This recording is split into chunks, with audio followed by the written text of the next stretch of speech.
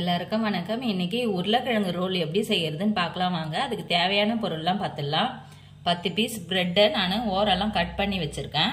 3 உருளைக்கிழங்கு வேக வச்சு தோல் உரிச்சு வச்சிருக்கேன். ஒரு பெரிய வெங்காயம் பொடியா கட் பண்ணது, 2 பச்சை மிளகாய் பொடியா கட் பண்ணது, 1/2 டீஸ்பூன் அளவுக்கு கரம் மசாலா தூள், 1/4 டீஸ்பூன் அளவுக்கு சீரகம், மைதா மாவு ஒரு 3 டீஸ்பூன் அளவுக்கு வச்சிருக்கேன். தேவையான அளவுக்கு சால்ட் சேர்த்துக்கலாம்.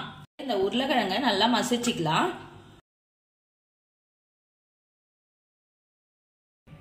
1/4 டீஸ்பூன் அளவுக்கு சால்ட் சேர்த்துக்கலாம். இதை நல்லா கலந்துட்டு நம்மளுக்கு எந்த ஷேப் வேணுமோ அது மாதிரி பிடிச்சு வச்சுக்கலாம். நான் இந்த மாதிரி உருட்டி வச்சிருக்கேன். உங்களுக்கு எந்த ஷேப் வேணுமோ அது மாதிரி செஞ்சுக்குங்க. இப்போ இந்த மாதிரி உருட்டி வச்சாச்சு. இந்த மைதாவில் கொஞ்சமா தண்ணி விட்டு நம்ம பிரெட் ஓரம் ஒட்டுறதுக்கு கலந்து வச்சுக்கலாம். இந்த அளவுக்கு கலந்து வச்சுக்கோங்க.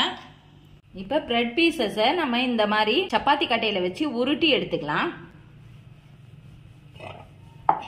இந்த அளவுக்கு மெலிசா உருட்டிக்குங்க. இப்போ பிரெட் பீசஸ்ல நம்ம செஞ்சு வச்சிருக்க உருளைக்கிழங்கு ஸ்டஃபிங்கை வச்சு ஓரெல்லாம் ஒட்டி ரோல் பண்ணிக்கலாம். இப்படி செஞ்சுக்கலாமா?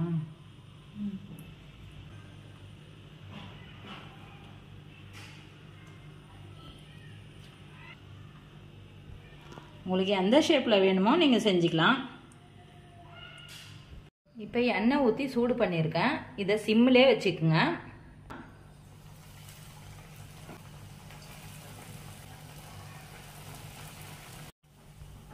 சிம்மிலே வேக வச்சுக்குங்க. அப்போதான் கிறிஸ்பியாக இருக்கும்.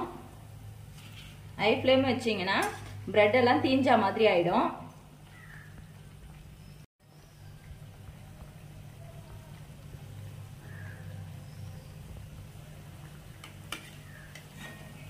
இந்த அளவு கோல்டன் ப்ரௌன் ஆன பிறகு எடுத்துடலாம்.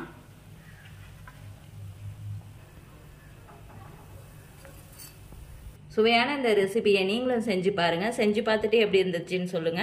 இந்த சேனலுக்கு லைக் பண்ணுங்க, ஷேர் பண்ணுங்க, கமெண்ட் பண்ணுங்க, சப்ஸ்கிரைப் பண்ணுங்க.